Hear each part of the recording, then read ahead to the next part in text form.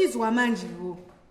Izwaka, Zvakaitike ndezvokuti ini ndakati ndichisvika paraliyo ndokuscrutinize ndokuona kuti anhu ese akaungana apa hapana akangwari baba.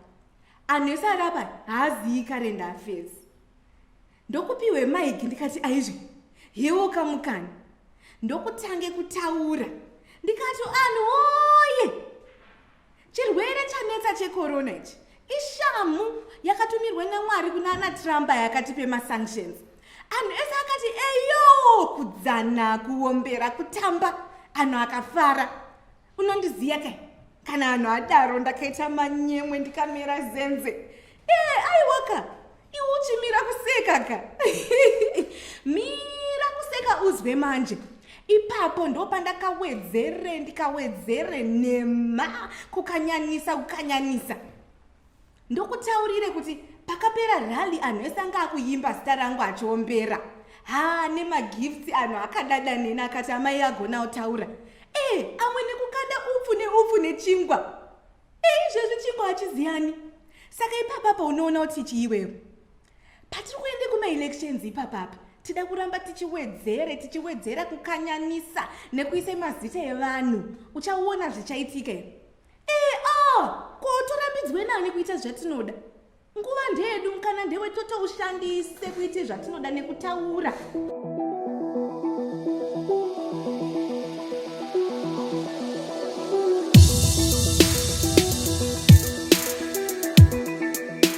Ladies and gentlemen, comrades and friends, welcome to the week with me, Comrade Fatso. And it's been another busy week. Corona is still causing havoc and getting things cancelled. Mthuli set up another task force, and the war vet said, but first, coronavirus. After doing some extensive research, our government has finally found what causes the COVID-19 virus. Sanctions. Yes, Defense Minister Oppah Muchinguri says Corona is attacking Western countries because they put sanctions on Zimbabwe. Coronavirus masanctions auya kunyika dzimwe dzinotiisira masanctions. Mwari wabhati wakuswera wari muZimbabwe kuchinamba ikonomi yavo yakuchema. Handiti yedu iri vari kutichemedza. Trump ngaazive kuti haasi Mwari. Muri kuda kuti tisinwe tiendepi? Chimbosinwaiwa necoronavirus. Muzwe kurwadza kwazvinoita. That's what you get, you bloody imperialists. You put targeted sanctions on us, we pray to our God and put Corona on you. Fair. At the week, we don't think that sanctions are right or that they're working, but we don't think that they cause coronavirus. ED then appeared to throw Oppah under the Zupko bus, saying we should all just join hands. Above all, the coronavirus pandemic recommends global partnerships across all divides that may have set us apart. We now have to join hands against this global threat while acting in unison with our immediate national neighborhood. Which basically translates as, Dear America, I'm very sorry for what Oppah said. I don't farra too much, but let's put some hand sanitizer and shake hands. Also, alpha sanctions, please. To show they're really taking the coronavirus seriously, our government has banned all gatherings of more than 100 people until further notice. The list includes independence celebrations, the Zimbabwe International Trade Fair, and private lounge. I'm just joking about private lounge, guys. Don't worry.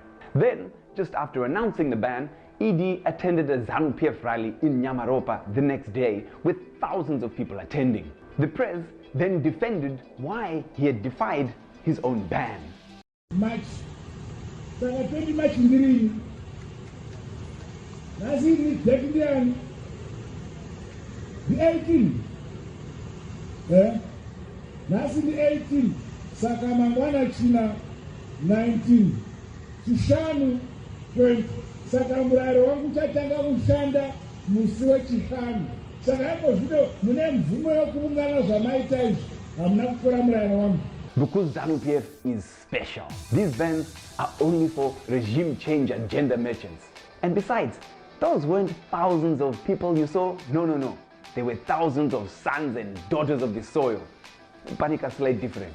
To show that he truly valued democracy, Ugandan President Yoweri Museveni has said that due to coronavirus, he will postpone the country's 2021 elections until 2023. What a caring guy. I mean, I'm sure it's got nothing to do with the fact that this guy who's been in power for 33 years wants to secure a sixth term by any means necessary. Next up, expect ED to announce that Zim's 2023 elections will be postponed until 2026 because he has personally found cockroaches in over 356 households and he values your health. The spread of coronavirus should make us ask some deeper questions too, like, is our destruction of nature responsible for causing viruses like COVID-19, SARS, and Ebola? Deadly diseases new to humans are emerging from tropical rainforests and bushmeat markets in African and Asian cities. A number of researchers believe that through the destruction of pristine forests, through logging and mining, as well as rapid urbanization, means that as human beings, we're being exposed to more and more animal species that we'd never encountered before. So, diseases like coronavirus are actually the hidden costs of our endless quest for economic growth and getting that cash. So, maybe we need to shit a bit. Like, maybe we need more sustainable economics that aren't just driven by greed. Maybe we need to look at our environment not as a commodity, but as a common good. I don't know, just a thought.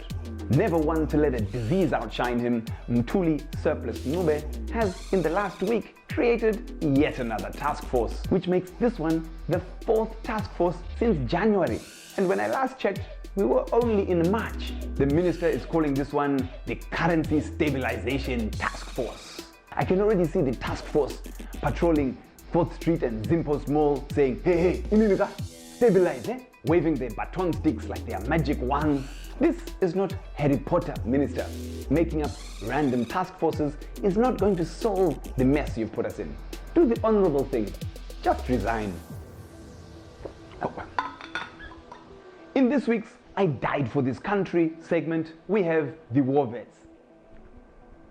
Over the years, the war vets have made some pretty outrageous requests. And the crazy thing is, they usually get their way. This week, we learned that the war vets, through the War Vets Bill, are demanding diplomatic passports, automatic promotions in state institutions, free basic healthcare, and mineral concessions. Mineral concessions?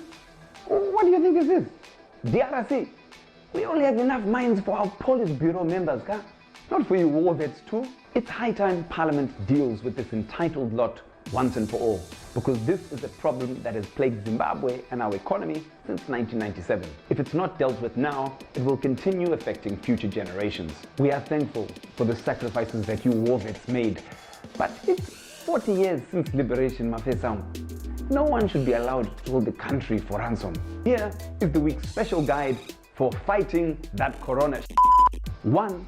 Wash your hands regularly with soap or alcohol-based sanitizer. Emphasis on the sanitizer and not the alcohol, because 2 keys is not hand sanitizer, my comrades. 2, we need to do social distancing. Saka, don't shake hands, stay a few meters apart from people, avoid large gatherings. Finally, a valid excuse for you not to have to attend your local ZANU-PF rally. 3, if you need to sneeze or cough, then do it into your flexed elbow. It's like the new dab, corona dab. 4, if you have symptoms like a dry cough or fever, then don't go for coach. Do get yourself checked. Thanks for joining us on the week. Follow mAGAMBA TV on social media. I've been Comrade Fatso. You have been the people. This has been the week. Thank you. And that was just a normal cough. Good sec.